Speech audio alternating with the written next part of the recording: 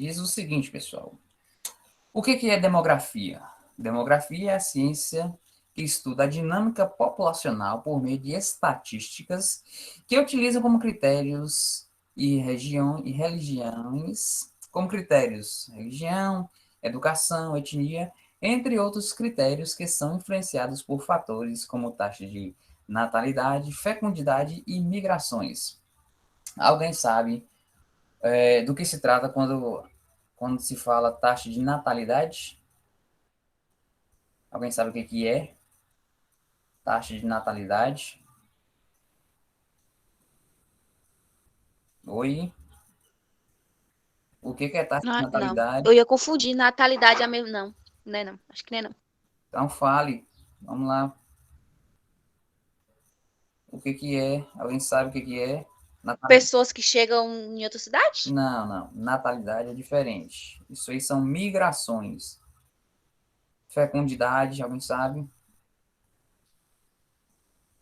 Alguém tem uma breve noção? Natalidade não é o número de pessoas que nascem anualmente? Isto, exatamente. Fecundidade são o número de mulheres que engravidam a depender da sua faixa etária, entre 15 e 45 anos. É uma base que eu estou colocando aqui, tá? Mas essa base não se aplica em todos os termos, assim dizendo. Natalidade, como você falou, são nascidos no período de um ano. Fecundidade são as mulheres que ficam grávidas.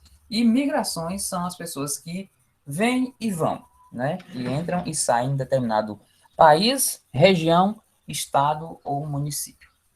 Então, é importante termos esses três, que são uma das características para sabermos o que é demografia, para podermos ter uma noção do que estamos falando. E diz o seguinte, que a importância do estudo da demografia consiste no fato da população ser um elemento político essencial que caracteriza uma sociedade e que, consequentemente, torna-se necessários aprender, compreender, a fim de tornar possível o planejamento econômico, social, cultural ou político. O que isso quer dizer? Quando se fala assim, ó, o censo demográfico de tal região, eles pegaram todas essas características, taxa de natalidade, fecundidade, migrações, crescimento vertical, crescimento horizontal, bônus demográfico, êxodo rural, enfim, são várias, pessoal, as vertentes e as características que implicam diretamente no censo da demografia de uma determinada região, de um determinado estado ou país. Então, quando se fala em demografia, o estudo e principalmente a compreensão dessas características é de fundamental importância. Para que, professor, que eu preciso saber de tudo isso? Percebam aqui no final, é necessário compreender a fim de tornar possível planejamento. Então, eles fazem todo esse estudo para planejar de forma sensata e coerente os meios de subsistência daquela determinada população, daquela determinada região. Então, aqui está dizendo, possível planejamento econômico, ou seja, quanto que vai ser investido, quando se diz respeito ao Estado, por exemplo, quanto que o Estado vai investir em Maikinic, por exemplo, quanto na questão social, saber quais são as relações sociais que existem naquela região, cultural, que tipo de cultura é baseada aquela cidade ou aquela região. E político, das melhores formas de criar políticas públicas para a manutenção da sociedade que estamos falando. Então é importantíssimo nós termos todas essas características e compreender para que possamos fazer esse planejamento nas mais diferentes áreas da vida daquela sociedade, região, estado ou país. E aí diz o seguinte, que existem três tipos de abordagem. Quatro. Quatro tipos de abordagens importantíssimas para se ter o censo demográfico. E o que seriam? E quais seriam essas abordagens? Abordagem histórica, o que é? Tem por objetivo estudar a evolução dos acontecimentos demográficos ao longo do tempo, pesquisando suas causas e tentando prever as consequências. O que seria isso, professor? Não estou entendendo. Tentar prever as causas que ocorrem numa determinada região a partir do estudo da sua história, ou seja, do seu passado, como que se ocorreu, ou como que ocorre, né, devidas determinadas ações para podermos ter um planejamento e evitar que futuramente ocorram coisas ruins.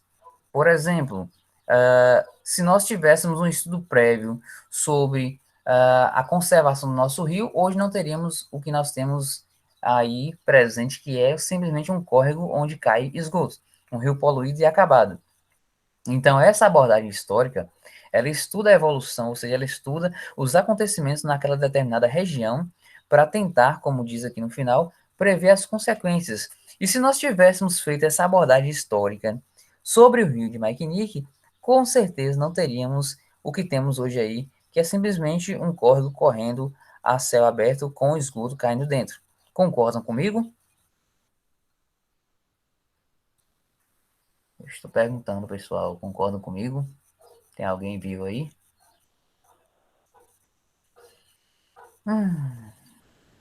Parece que não. Ô, sim, João, eu Oh, concordo sim.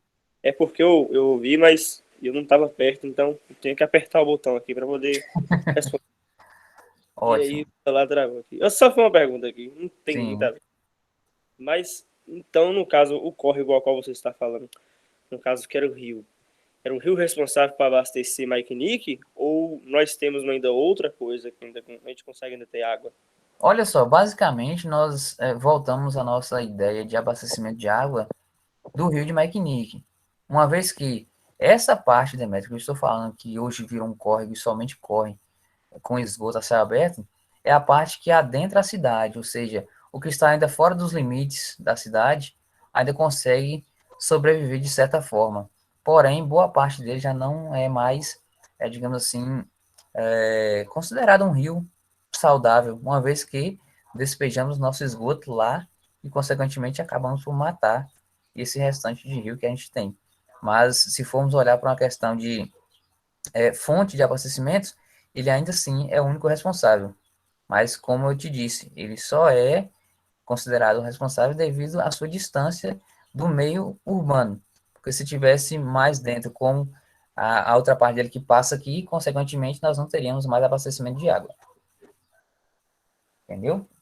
Entendi, né, rapaz? Então nós estamos lascados aqui no tempo. Complicado, hein?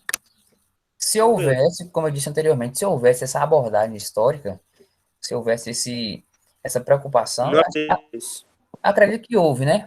Porém, foi feito um descaso em relação a isso, com as gestões anteriores. Não estou aqui julgando nem questionando gestão de Fala de ninguém, novo mas aí, fala foi. de novo aí que travou. Eu Fala de novo essa parte aí que travou. acho que é sua internet, mas enfim. Se houvesse uma preocupação das gestões passadas em relação à conservação do rio, consequentemente, nós não teríamos o que temos hoje, né? Que é a falta de um rio saudável. Mas é isso. Vamos continuando. Fala. Isso, Já isso, dei. Pode. isso, no caso, é a abordagem histórica. Na abordagem doutrinária, ela Ô, se... Bia, mas você sabia que. Bia, Hum, você sabia que antes da gente chegar aqui tinha pessoas que cuidavam do rio? sabia. Bem antes, ó. Logo quando a gente chegou, eu e minha família pra morar aqui chegou, tinha gente que cuidava do rio. Só que não sei o que aconteceu, o povo se esmazelou e fez isso aí com o rio. É falta de apoio público, das políticas públicas, gestão municipal, entendeu? A partir do momento que você se vê fazendo algo sozinho, por mais que tenha resultado a longo ou a curto prazo, mas você acaba por se desanimar e deixar de lado, uma vez que você não tem o incentivo necessário para poder estar continuando aquele trabalho. E de fato, tinham pessoas que cuidavam, mas infelizmente, devido à falta de interesse da gestão, aí acabou por se deixar para lá. E aí a consequência é o que nós temos hoje. Beleza? Vamos continuando. A abordagem doutrinária, ela se ocupa de análises da teoria através dos estudos das ideias e obras de filósofos, pensadores e pregadores no tocante à população.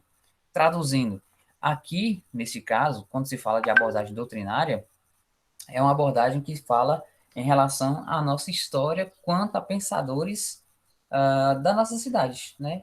Local. Obras de filósofos, pensadores e pregadores. Nós temos aqui como exemplo de abordagem doutrinária o nosso querido professor André, que ele é escritor, né? E temos aí acesso à obra dele, Mania de Poeta, que é um livro que ele fez. Então, quando se fala de analisar as teorias com ideias e obras, estamos falando basicamente disso aí, de pessoas que têm sua contribuição literária no que diz respeito não só, né, a grandes filósofos, mas também voltado mais à questão da população aqui local. Então, nós podemos ter como referência, como eu disse, o professor André, e dentre vários outros que alguns eu conheço e outros eu desconheço. E vocês, se caso fizerem um trabalho a respeito, saberão quem são as referências no que diz respeito a referências de obras, né? Pensadores, filósofos, enfim. Filósofos que eu digo, filósofos da nossa região. Filósofos locais. Quase engasguei. Beleza? Na abordagem analítica, o próprio nome já está dizendo que, por sua precisão matemática, é a mais importante tecnicamente. Por quê? Porque ela fornece dados imprescindíveis sobre determinados acontecimentos. Então, a abordagem analítica ela é bastante importante no que diz respeito a dados, principalmente ao decorrer dos anos. Então, nós temos uma precisão muito grande quando se diz respeito a números. Então, tecnicamente falando, ela fornece dados cujos quais nós vamos utilizar para poder melhorar e tentar, digamos assim, conservar aquilo que tem e criar coisas novas, né? A partir dos dados que obtemos ao longo dos períodos. E, por fim, temos a abordagem política, que é apoiada em todas as outras abordagens. E ela tenta formular políticas demográficas adequadas ao bem-estar da sociedade. Então, a falta de interesse, pessoal, da população em relação a questões de interesse público deixa muito desfavorável essas questões de desenvolvimento. Então, essa abordagem política, ela se junta à abordagem histórica, doutrinária e analítica para poder criar as melhores formas de manutenção e principalmente de desenvolvimento da sociedade. Como o próprio nome aqui está dizendo, ó, tenta formular políticas demográficas adequadas ao bem-estar da sociedade, ou seja, tenta dar uma condição de vida melhor àquela população daquela determinada região ou cidade. Beleza? Em relação às abordagens aí, a demografia, tem alguma dúvida aí? Alguma dúvida, pessoal? Só repete de novo aí, Rubinho, por favor.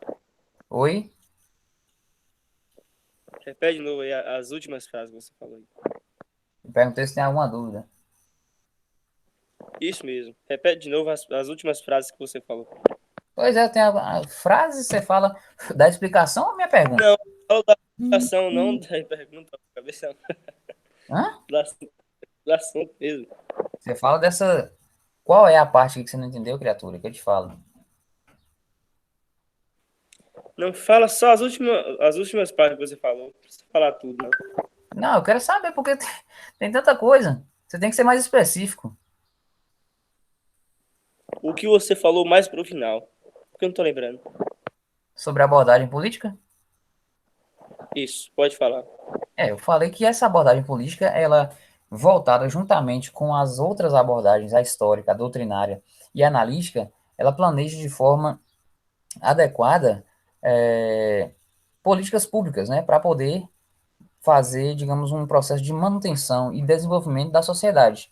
Como o próprio nome está dizendo, ela é apoiada em todas as outras abordagens e tenta formular políticas demográficas, ou seja, políticas de ação social, para poder adequar-se à sociedade em que ela está inserida. Ou seja, nós temos uma gestão pública cujo qual, se não houver esse tipo de trabalho, de nada adianta. Então, precisamos ter uma análise daquilo, precisamos conhecer a história daquilo e principalmente saber quem são as pessoas influenciadoras para poder, com base nisso aí, fazer políticas de ação para a sociedade, para o melhor para a sociedade. Por exemplo, eu não posso simplesmente sair dando cesta básica para todo mundo, porque eu sei que nem todo mundo precisa. Mas se não houver um estudo prévio para saber exatamente quantas pessoas precisam, quantas famílias, eu vou sair distribuindo para todo mundo. Então aí entra no caso a abordagem analítica, saber a quantidade certa de pessoas que precisam dessa cesta básica. Na abordagem histórica, como que eu vou saber quanto que eu vou investir na cidade sem saber a quantidade de, por exemplo, pessoas idosas que tem? Então, eu preciso ter uma noção da história da cidade e, principalmente, o censo demográfico vai me dizer quantos idosos ou qual a taxa de mortalidade para me poder me basear e fazer um investimento de acordo. Então, tudo isso, juntamente com a abordagem política, está diretamente ligada a relação e principalmente a como vivemos dentro da sociedade, dentro da cidade, né? Vamos dizer assim. Então, essa abordagem política, juntamente com as outras demais, é que faz com que nós tenhamos uma qualidade de vida ou melhor ou deficiente. Beleza? Vamos falar agora sobre pirâmide. Pirâmide etária. O que seria pirâmide etária, né? As pirâmides etárias demográficas ou populacionais são gráficos ilustrativos que demonstram as tendências no crescimento populacional durante um determinado período. Nelas são dimensionados fatores como a expectativa de vida e as taxas de mortalidade de uma determinada população. E aí surge a pergunta: qual a sua importância? Vocês irão saber, principalmente, entender que está diretamente ligado a questões de investimento. Como eu disse anteriormente, eu não vou saber quanto que eu posso gastar, quanto que eu vou gastar em uma determinada região se eu não souber quantos idosos tem naquela região, quantas crianças. Então, eu preciso ter os números exatos das taxas de natalidade e mortalidade para me basear e fazer o investimento adequado. Ele diz o seguinte: este artifício é uma ferramenta essencial nos estudos sobre a qualidade de vida. Ele tem correspondência direta com os dados do Produto Interno Bruto, o PIB, e o IDH, que é o Índice de Desenvolvimento Humano. Não obstante, essa metodologia distingue quantitativamente as estruturas de gêneros e faixas etárias, constituindo informações vitais para o planejamento público em termos socioeconômicos. Através da pirâmide etária, é possível delimitar as estratégias governamentais a médio e longo prazo para a gestão de recursos. Então, pessoal, é importantíssimo nós termos todo esse processo de controle e, principalmente, saber o que se está sendo estudado para ter, né, uma noção básica de como investir, o que investir e onde investir. Entenderam? Opa, passei demais. E existem alguns tipos de pirâmides, cujos quais nós iremos ver agora. Essas pirâmides podem ser jovens. O que seria a pirâmide dos jovens? Quando as pessoas de até 19 anos estão concebidos na base. Caracterizam-se pelas bases largas e topos estreitos. Depois vocês irão entender o que quer dizer essas bases largas e topos estreitos, tá, pessoal?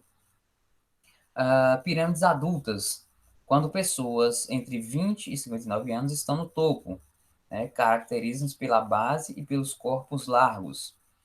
Envelhecidas, pirâmides envelhecidas são quando pessoas a partir de 60 anos ficam no topo da pirâmide, caracterizam-se pela base menor que o corpo. Mais adiante a gente vai ver e eu vou explicar para vocês isso aqui. E temos também as pirâmides rejuvenescidas, que são caracterizadas pelo aumento dos jovens em relação à geração anterior, ou seja, há 10 anos atrás, tinham menos jovens do que tem hoje. E aí diz o seguinte, em relação a essas pirâmides, a principal informação fornecida pelas pirâmides diz respeito à expectativa de vida das populações e, portanto, traduz-se em termos de qualidade de vida das mesmas. Então, ela diretamente nos informa a qualidade de vida daquela determinada região ou sociedade a partir daqueles dados que nós fornecemos anteriormente. E assim, quanto maior ou quanto mais alta for esta pirâmide, melhores serão as condições de existência. Por outro lado, se ela é baixa e possui cume estreito, significa que poucos conseguem chegar à velhice. Se há uma queda na taxa de natalidade, a mesma resulta do planejamento familiar e da inclusão da mulher no mercado de trabalho. Tudo isso a gente vai ver aqui nesta página. Percebam aqui uma pirâmide com a distribuição da população por sexo segundo a idade. Essa aqui é uma pirâmide de faixa etária, tá, pessoal? Entre homens e mulheres. Percebam aí todos os dados e como que se dá a formação. Se eu disser para vocês aqui, ó, homens de 0 a 4 anos tem 7 milhões ou 7.016, representando, isso é um censo de 2010, tá, pessoal? Representando 3,7%. Já mulheres são 6.779, representando 3,6%. Uma diferença um tanto quanto quase que nula em relação aos demais. E aí, à medida que vai transcorrendo, vocês estão vendo aí, ó, toda a formação, toda a criação, percebam que a pirâmide vai encurtando aqui no cume, enquanto a base está bem larga, bem estreita não, bem larga. Então é importantíssimo a gente ter essa noção básica do que está se falando, como que está se falando e quais são as características e o que está sendo trabalhado. Se é faixa etária, se é taxa de natalidade ou mortalidade. Então, tudo isso culmina para a gente poder criar essa pirâmide. Percebam que aqui, ó, homens entre 95 e 99 anos, 31.529, enquanto as mulheres são 66 mil. Então, nós já podemos ter uma noção básica de que as mulheres alcançam uma faixa etária maior do que o homem em relação à idade. E quando se fala em homens ou mulheres com mais de 100 anos, homens 7 mil, mulheres 16 mil, quase 17 mil. Então percebam que a mulher, se for perguntar quem é que consegue ter uma expectativa de vida maior em relação à idade, só por isso aqui vocês já vão se basear e saber que a mulher consegue alcançar uma expectativa de vida maior em relação ao homem. Beleza, pessoal? Alguém tem alguma dúvida aí em relação a isso?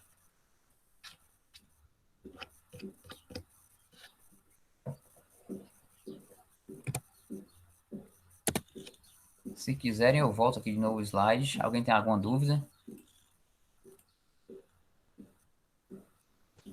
Você falou o quê, João Carlos?